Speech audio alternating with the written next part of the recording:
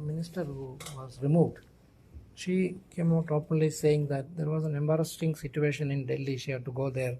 No prior information consultation was held before she was removed.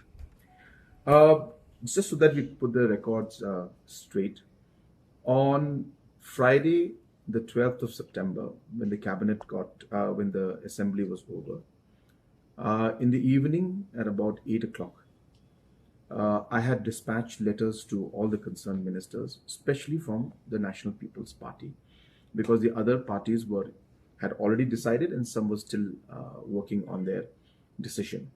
And so, minusing the other political parties and other coalition partners, to the four cabinet ministers from the National People's Party, the letter was sent, and all of them had received the letter.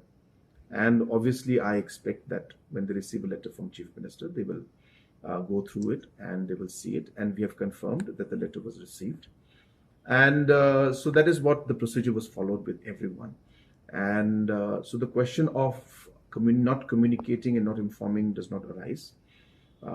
In the letter, it is much better because all the details were mentioned. I did not share the letter with the press, and if necessary, we can share that letter also. But this exercise was conducted and all had received the letter.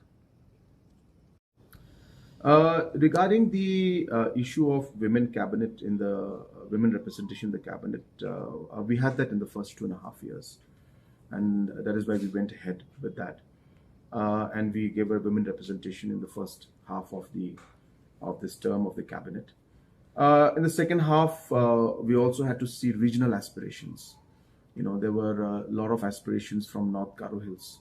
There were a lot of aspirations from Ribhoi district.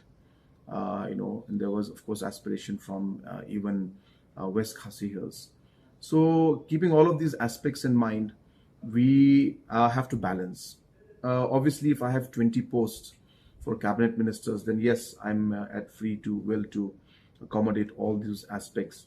But there are limitations, and we have to balance out different aspirations which are equally important.